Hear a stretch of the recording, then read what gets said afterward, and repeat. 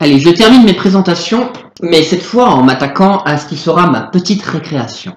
Bonjour l'ami et bienvenue dans Digression, un concept qui, soyons honnêtes, ne sert à rien.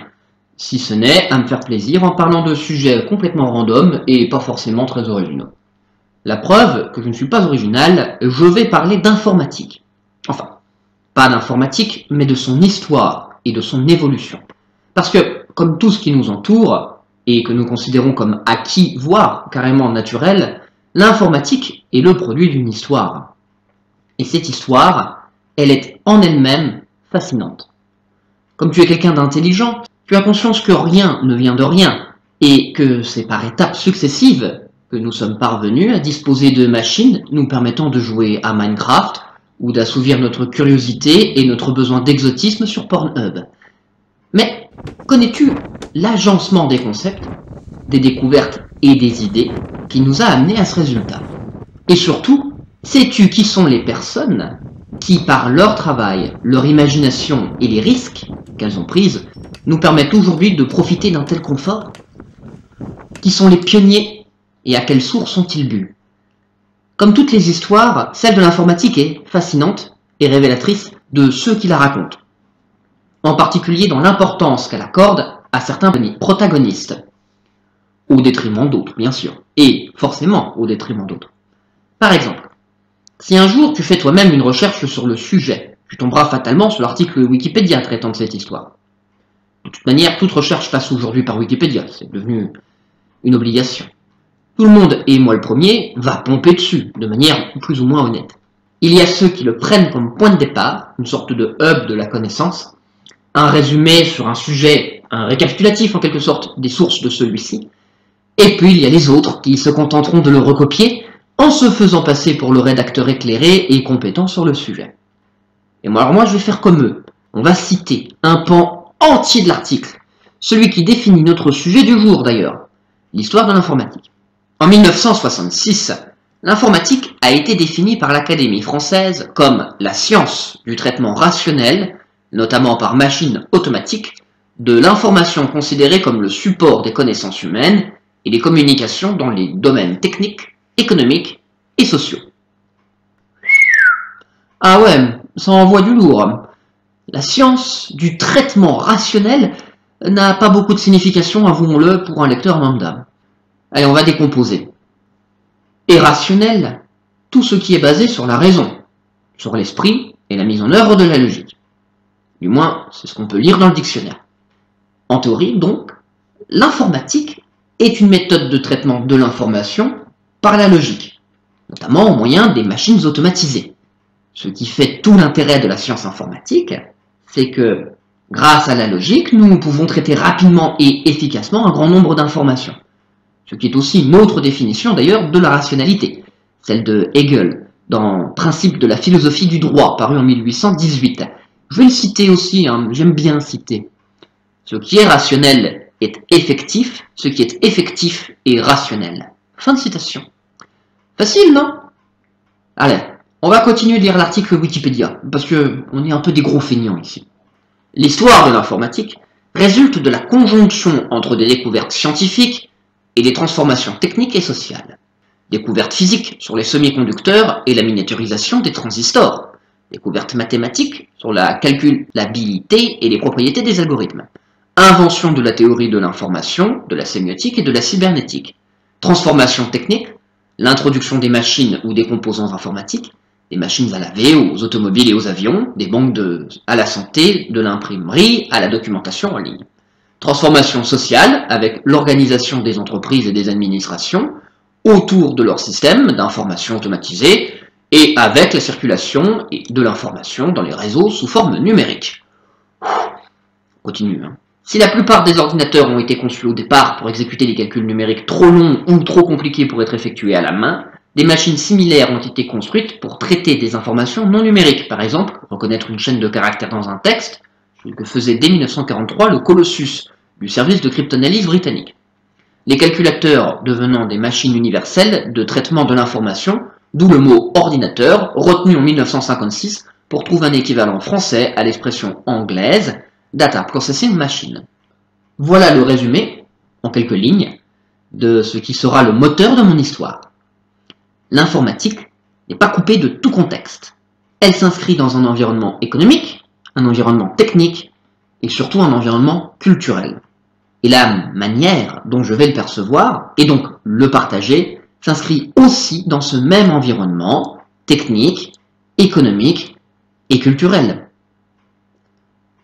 L'article Wikipédia s'inscrit lui aussi dans cet environnement technique, historique et culturel.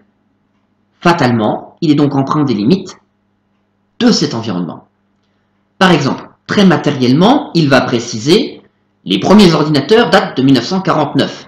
C'est la notion de programme enregistré due à John von Neumann et à ses collaborateurs en 1945 qui transforment les machines à calculer en ordinateurs.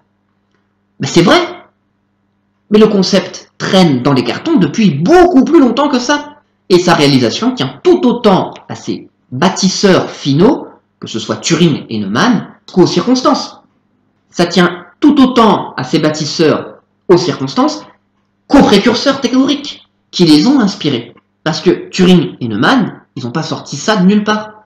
L'article sur l'histoire de l'ordinateur, donc le support matériel, va lui bien plus loin, en remontant jusqu'au boulier de l'Antiquité. L'article d'ailleurs est super, franchement. Je ne sais pas qui l'a écrit, mais ça avait l'air d'être un crack.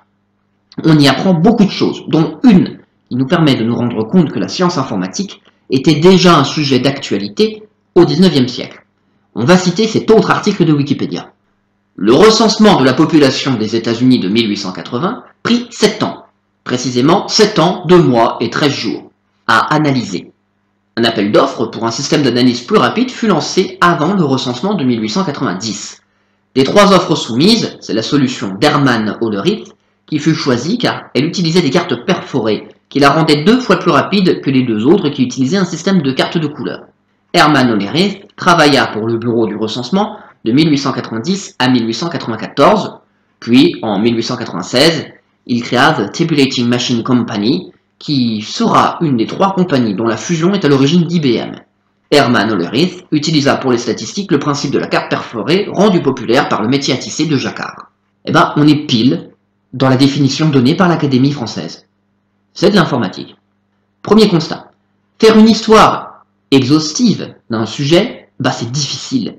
Parce que, pris comme cela, l'inventeur de l'informatique, c'est le premier mec qui a eu l'idée d'externaliser le traitement de l'information. Soit en se riant un bâton, soit en comptant avec des cailloux. Dans ce cas-là, on serait déjà dans l'informatique.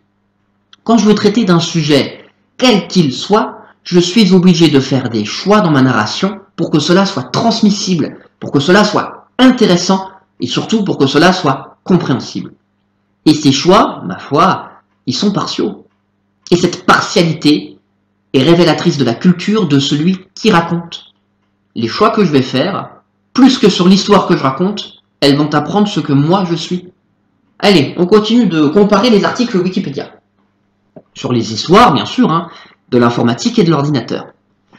La première fait remonter donc le support de l'informatique moderne à 1949, choisissant de faire l'impasse sur les ordinateurs analogiques, pourtant support, comme nous venons de le voir, de l'informatique avant cette date.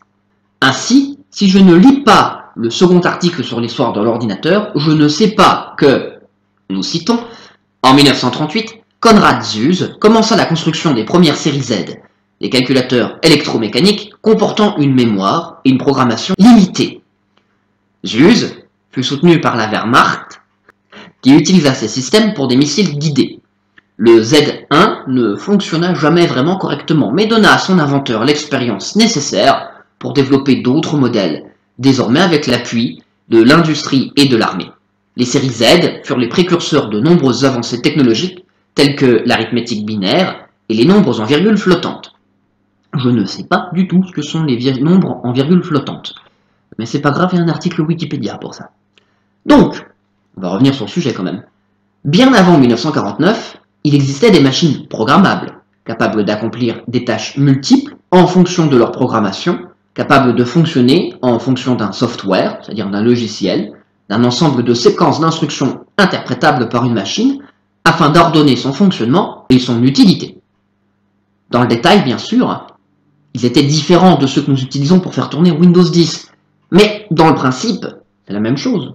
de la même manière que le langage parlé est différent de l'écriture mathématique, mais que, dans le principe, les deux sont des moyens de transmission d'informations entre êtres humains.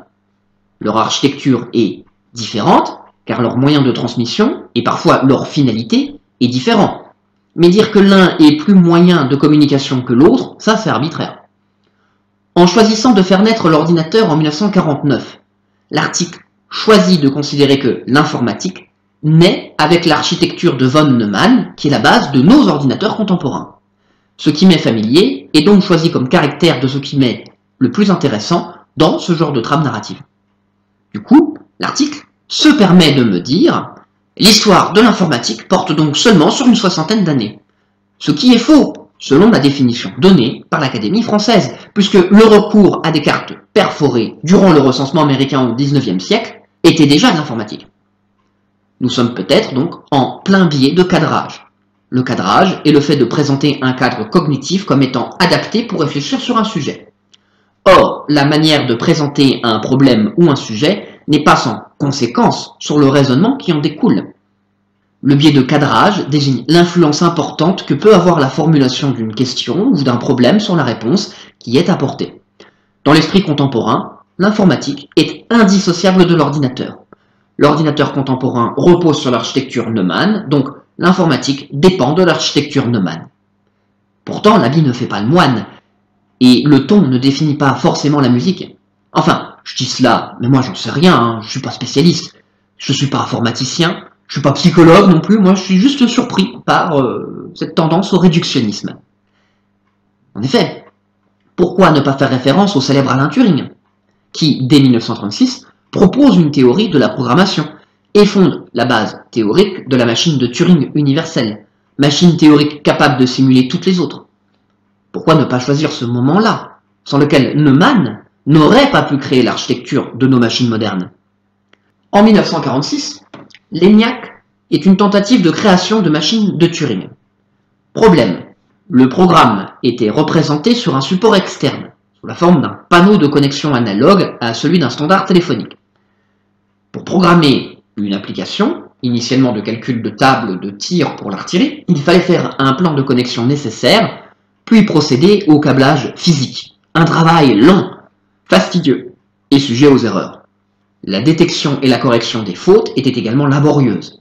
Avec la fiabilité réduite des tubes électroniques, ce mode de programmation constituait le grand point faible du projet. Bien conscients bien sûr de cette faiblesse, ces concepteurs ont commencé dès 1944 à réfléchir à l'étape suivante, avant même la mise en service de l'ENIAC. Et c'est dans l'espoir de résoudre ce problème que von Neumann fut invité à travailler sur le projet par Hermann Goldstein. Je vais te laisser un lien là-dessus. Mais je peux tout aussi bien remonter avant Turing, parce que lui-même, il sort pas son travail de nulle part. Certes, c'est un génie, mais il s'appuie sur des travaux antérieurs, et il s'y intéresse parce que c'est dans l'air du temps. En 1900, au cours de la conférence au Congrès international des mathématiques de Paris, David Hilbert, un des plus grands mathématiciens du XXe siècle, a proposé la liste des 23 problèmes non résolus qu'il jugeait les plus importants. Le deuxième, selon Wikipédia, est le suivant. Peut-on prouver la cohérence de l'arithmétique? En d'autres termes, peut-on démontrer que les axiomes de l'arithmétique ne sont pas contradictoires? Ça a l'air d'être un vaste programme. Pour y parvenir, il annonce donc les 3 axes les plus importants à prouver sur la fondation d'un système mathématique solide. Ces 3 axes sont, premièrement, la complétude, ou le fait que tout prédicat juste dans le système peut être prouvé. Deuxièmement, la cohérence, ou le fait qu'il ne doit pas y avoir de contradiction dans le système. Troisièmement, la décidabilité, ou le fait que pour un prédicat donné, nous pouvons, par le biais d'une méthode efficace, la notion d'algorithme n'étant pas d'actualité à l'époque, décider de sa véracité. De là naît un bouillonnement de recherche dans les mathématiques du début du XXe siècle, avec pour objectif de répondre à cette interrogation. Par exemple, les travaux de Kurt Gödel et son fameux théorème de la complétude en 1930. D'ailleurs, petite anecdote, Neumann avait assisté à cette conférence, travaillant lui-même sur le sujet et tenta de contacter Gödel, qui, étant déjà parvenu à ses propres résultats, ne donna pas suite. Turing lui aussi travaillait donc sur le problème, mais sa cible, c'était la décidabilité. Et il invente sa machine théorique pour répondre à cette question. Et pour ce faire, Il peut se reposer sur des travaux antérieurs, et en particulier sur l'idée déjà existante qu'une machine peut simuler une autre machine. Qui est quand même l'idée de base de tout ce bordel, le concept matriciel de l'informatique. Du coup, dans ma narration, à qui dois-je rendre hommage? À celui qui fabrique le modèle que j'utilise? À celui qui lui a inspiré celui-ci? Ou à celui qui a posé les idées originelles? Parce que dans ce cas-là, je peux remonter au 19e siècle et parler du premier à supposer qu'une machine puisse en simuler une autre. Charles Babbage. Ce mathématicien et inventeur anglais est un vrai précurseur. Sa page Wikipédia m'apprend qu'en 1834, pendant le développement d'une machine à calculer destinée au calcul et à l'impression de tables mathématiques, qu'il eut l'idée d'y incorporer des cartes du métier Jacquard, dont la lecture séquentielle donnerait des instructions et des données à sa machine, et donc imagina l'ancêtre mécanique des ordinateurs d'aujourd'hui. Il n'acheva jamais sa machine analytique, mais il passa le reste de sa vie à la concevoir dans les moindres détails et à en construire un prototype. Bon, on est en 1834, hein. 1834, 100 ans avant Turing, Church et Neumann. Pour te rendre compte du génie du type, voici la description théorique de l'appareil. Je cite. La machine comprend les différentes parties que l'on retrouve dans un ordinateur d'aujourd'hui. Périphérique d'entrée des programmes et données, unité de commande, unité de calcul, mémoire et périphérique de sortie.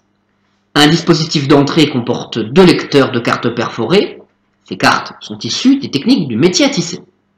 Un organe de commande gère le transfert des nombres et leur mise en ordre pour le traitement.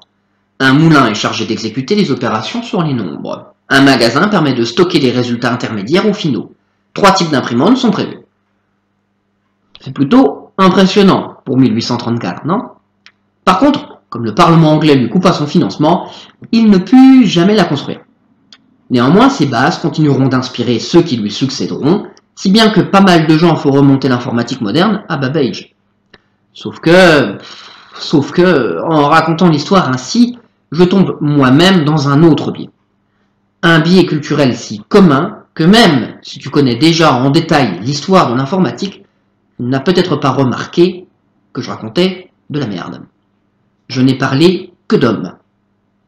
Comme si l'histoire de cette science n'était qu'une histoire de virilité. Comme si l'informatique était un produit masculin et uniquement masculin. C'est étrange, non, de le raconter comme ça? Je ne sais pas si c'est étrange, mais en tout cas, c'est injuste. Tant cette histoire est marquée par des femmes exceptionnelles, de par leur intellect et leur personnalité. Aujourd'hui, on a l'impression que l'informatique est un domaine masculin. Et c'est globalement le cas, hein. Les femmes ne représentent que 10 à 15% des étudiants dans la discipline. Et pourtant, dans les années 50 et 60, elles représentaient 30 à 40% des salariés du domaine. Tout simplement parce qu'en ce temps, que les moins de 50 ans ne peuvent pas connaître, tout le monde s'en foutait de l'informatique. Et donc il n'y avait pas de barrage pour les femmes. Fatalement, elles ont donc influencé son histoire. D'autant que pour leur majorité, elles travaillaient dans ce que les hommes de l'époque considéraient comme peu flatteur, la programmation. Si tu étais une mathématicienne, alors c'est là que tu avais le plus de chances de faire une carrière sans trop de concurrence masculine. Je vais te laisser un lien sur le sujet, mais je trouve cela fascinant, comment une situation qui ne date que de la fin des années 80 et du début des années 90 nous apparaît aujourd'hui comme normale. Comme si c'était dans la nature que ce genre de métier soit l'apanage des hommes, alors même que quand celui-ci a commencé à devenir rentable, il était plutôt paritaire. En réalité, ce sont les femmes qui ont formé les hommes, puis ceux-ci sont devenus leurs patrons, puis ils ont viré les femmes à la première occasion.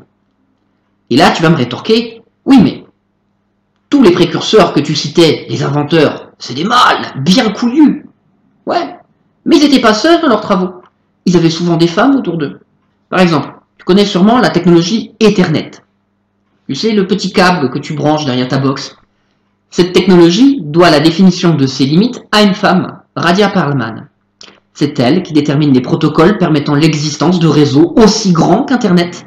Elle est la mère de l'Internet. Si tu peux te palucher ce soir devant une vidéo, c'est grâce à elle. Sans son travail, nous n'aurions pas l'Internet que nous connaissons. D'ailleurs, nous n'aurions pas d'Internet tout court, sans le développement de l'ARPANET à la fin des années 60 et durant les années 70. Et devine qui a travaillé là-dessus? Un tas de bonhommes, c'est vrai, mais pas que. Elizabeth Jack Feinler a travaillé sur l'annuaire des ressources pour ARPANET et a créé avec son équipe le premier registre WHOIS. WHOIS? Comment ça se prononce cette merde? Bref, elle a créé le premier registre qui permet sur un réseau d'obtenir des informations sur une adresse IP ou un nom de domaine. C'est elle qui propose que les domaines soient divisés en catégories basées sur la localisation des ordinateurs. Par exemple, les ordinateurs militaires ont le domaine .1000. Ceux du domaine de l'éducation ont le domaine .edu. Si je peux faire une recherche, c'est grâce à elle. Toujours dans les années 70, une femme, Adele Goldberg, est l'une des 7 personnes programmeuses qui développent Smalltalk dans les années 70 et écrit la majeure partie de la documentation de ce langage. Un langage utilisé par Apple pour lancer l'Apple Lisa en 1983, le premier ordinateur personnel avec une interface graphique, et un an plus tard, les Macintosh. Windows 1.0, qui se base sur le même principe, est lancé quelques mois plus tard, en 1985. Donc, les systèmes d'exploitation aussi doivent beaucoup à des femmes. Enfin, nous avons célébré en 2019 l'anniversaire de la mission Apollo. Sais-tu que c'est une femme qui a conçu le programme embarqué? Margaret Hamilton. Remontons encore le temps et découvrons une des personnes capitales dans le développement du MANIAC, le successeur de l'ENIAC. Tu sais, la première machine à fonctionner selon l'architecture von Neumann. Dans les années 50, travaillait Clara Dan von Neumann, la femme de tu sais qui, depuis 1938 quand même. Et oui, monsieur s'occupe du hardware, mais c'est madame qui travaille sur le software. Une vision bien en phase d'ailleurs avec l'époque. Une décennie plus tôt, durant la Seconde Guerre mondiale, il était en effet courant de déléguer le fastidieux travail de calcul à des équipes féminines, ce qui a donné le terme de kilogirl. Un kilogirl d'énergie est équivalent à environ 1000 heures de calcul. Sous-estimons au passage les compétences de ces petites mains de la recherche. Parce qu'il faut en avoir dans la tête pour effectuer les calculs de haute volée nécessaires en balistique, en cryptographie ou en physique nucléaire. À l'époque, les femmes sont des calculatrices humaines. Elles effectuent un travail hors de portée de la majorité d'entre nous. En tout cas, hors de portée de moi. J'ai beau être un mâle bien viril, du moins je me considère comme tel, je ne ferai pas leur travail, soyons honnêtes. Pour preuve, c'est 6 d'entre elles qui furent en charge de programmer l'ENIAC. Et ça, c'est pas rien. J'ai essayé de regarder leur travail et j'ai rien bité. L'une de ces femmes de l'ombre est Johanne Clark, collaboratrice d'Alan Turing, créatrice d'une méthode permettant de décrypter les codes allemands. Contrairement à ses homologues masculins, son nom n'est pas donné à la méthode. Soit dit en passant, non seulement on observe une discrimination des genres ici, mais il faut aussi rajouter le traitement fait aux femmes noires dans ces unités. Elles, c'est les grandes oubliées. Toutes ces femmes sont issues d'une tendance de fond qui est le besoin croissant de recruter des calculateurs suite à la complexité croissante des besoins techniques. Comme ce sont des métiers peu valorisés et peu payés, ils deviennent fortement féminins. Mais je peux encore aller plus loin. Tout à l'heure, je parlais de Charles Babbage. Babbage est un génie, mais un génie qui a conçu un hardware. Son hardware est une curiosité technique, mais il nécessite un software pour être utilisable. Devine où je veux en venir? Eh oui, encore une femme, Ada Lovelace, la fille du célèbre poète Lord Byron. Une femme brillante, à la vie romanesque, le genre de personne dont je pourrais tomber amoureux pour mon plus grand malheur. Elle prend connaissance des travaux de Babbage à 17 ans et décide en 1840 de lui écrire afin de lui proposer de travailler ensemble. Elle se permet même de corriger quelques erreurs du bonhomme parfois. Lovelace imagine le type d'impact que pourrait avoir une telle machine analytique sur la société. Il explique comment la machine pourrait traiter les données entrantes et sortantes, leur traitement et leur stockage. Elle crée également des démonstrations mathématiques pour montrer comment la machine pourrait traiter des nombres de Bernoulli en toute autonomie. Ces preuves sont considérées comme les premiers exemples d'un programme informatique. Bon, je trouve cela un peu exagéré. Après tout, la machine n'a jamais été fabriquée, donc le programme est tout aussi théorique. Néanmoins, il marquera les esprits et le travail est accueilli comme un tournant dans l'histoire des mathématiques. Ada Lovelace est probablement une des personnes les plus visionnaires de son temps. Je ne résiste pas à cette citation d'un article de France Culture. Selon Nicolas Witkowski, physicien et auteur de l'essai d'histoire des sciences au féminin, trop belle pour le Nobel, interviewé dans l'émission La Marche des Sciences consacrée à Ada Lovelace en 2016, ce qu'elle cherche, c'est plus une métaphysique qu'une science ou une technique. une façon de vivre. À un moment, elle propose d'utiliser son propre corps comme laboratoire moléculaire. Non seulement elle anticipe l'informatique et l'ordinateur, mais elle anticipe la neuroscience quelque part. Je t'encourage vivement à te renseigner sur sa vie. Elle est à la fois délicieuse et tragique. Elle meurt à 36 ans d'un cancer de l'utérus, sans le sou, très pauvre. Et elle illustre une chose importante pour moi. Après sa mort, elle est restée oubliée, négligée pendant très longtemps. Alors même qu'elle était l'un des esprits les plus brillants de son temps, et proche de Charles Babbage, amie de Charles Dickens, fille de l'un des plus célèbres poètes anglais. J'ai même envie de dire que bien que née au XIXe siècle, elle avait déjà les pieds dans le XXIe. À tel point que ses travaux ont peut-être été à la base de ceux de Turing, bien qu'elle ne soit jamais citée. Et pourtant, il fallut attendre le milieu du XXe pour vraiment lui apporter la reconnaissance qu'elle mérite, c'est-à-dire avec le développement de l'informatique et le besoin de revenir sur des problèmes qu'elle avait déjà anticipés. Au passage, c'est son portrait qui est sur les hologrammes d'authentification des produits Microsoft. Et cela illustre finalement parfaitement la place des femmes dans l'histoire que l'on se fait des sciences. On les oublie, et ce, dans toutes les sciences. Avez-vous déjà entendu parler de Marthe Gauthier? C'est elle qui a décelé la trisomie 21, mettant au jour la présence d'un chromosome supplémentaire chez les personnes atteintes de cette maladie. Et c'est normal si tu n'as jamais entendu parler d'elle. Un homme s'est attribué la découverte. Et Rosalind Franklin, ça te dit quelque chose? En 1962, le prix Nobel de médecine est remis à 3 hommes pour leurs travaux sur la structure en double hélice de l'ADN. Or, Rosalind Franklin y a largement contribué, mais son nom a été étrangement effacé de toutes les études et publications autour de cette découverte. Jocelyn Bell? Ça t'est peut-être déjà plus marquant comme nom? Parce que elle a découvert les pulsars. Eddie Lamar, peut-être? Ah, Eddie Lamar. Une actrice un peu connue pour ses séances de nu, mais qui pendant la Seconde Guerre mondiale a révolutionné les télécommunications et dont le travail est encore à la base du Wi-Fi ou du GPS. Elle a été victime de ce que l'historienne des sciences Margaret Rossiter appelle l'effet Matilda, soit la réappropriation des découvertes scientifiques féminines par des hommes. Ce que je suis moi-même en train de faire en te disant cette phrase sans te donner ma source, puisque je cite un article de Cécile Andrzejewski sur le sujet de l'effet Matilda.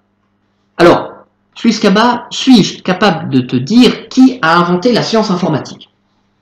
Non.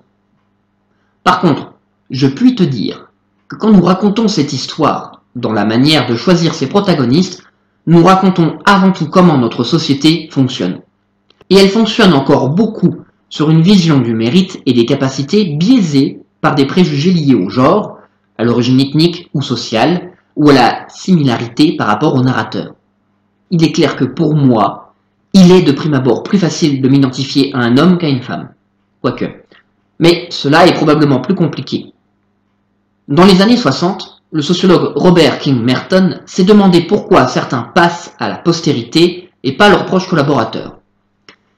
Il élabore alors une théorie sur la façon inéquitable dont la gloire est partagée, qu'il nomme l'effet Matthieu, en référence à un verset de l'évangile selon Matthieu, Matthieu chapitre 13, verset 12.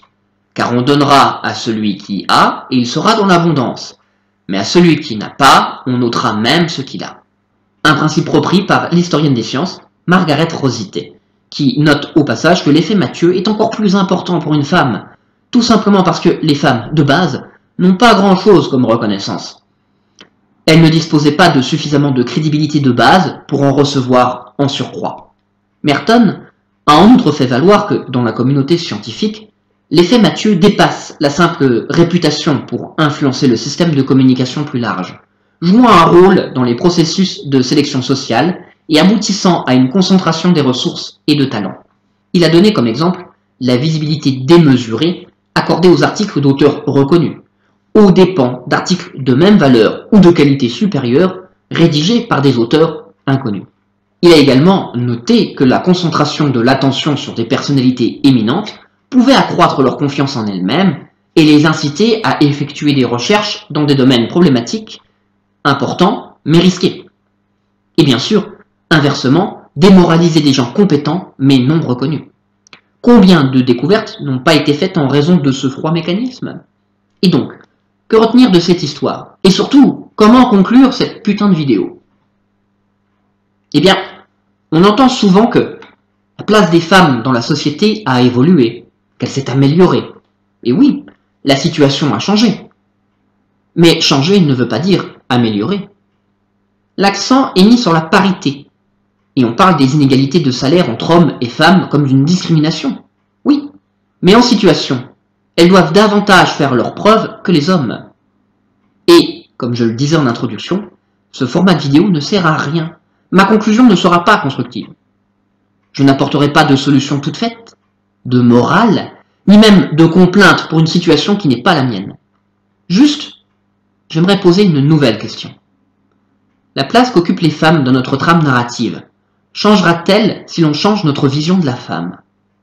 Nous avons connu de nombreux débats sur la sexualisation du corps féminin, la reconnaissance des femmes, l'égalité des salaires, etc. Et pourtant, les choses ne changent pas très vite. Et si au-delà de changer la représentation de la femme, il fallait aussi changer la représentation de l'homme? Les faits, Mathieu. L'homme dispose déjà, de par sa représentation, d'un capital de départ manifestement plus important. La course est, de base, biaisée. Et surtout, quelle représentation construire? Il serait tout aussi injuste de renverser les rapports, dangereux de créer chez les deux sexes des occasions de refoulement et de frustration. N'étant pas expert et encore moins devin, moi j'ai pas la réponse. Par contre, il me semble évident que cela passera par une nouvelle approche du storytelling. C'est en changeant notre narration, c'est en changeant notre manière de partager nos histoires que cela aura lieu. Et la solution la plus juste, c'est peut-être avoir l'honnêteté de parler des mérites, des accomplissements, plutôt que de l'origine. Considérer l'information plus que le porteur, différencier le message du messager, bref, ne plus se fier à l'apparence d'un avoir, mais à la qualité de l'être.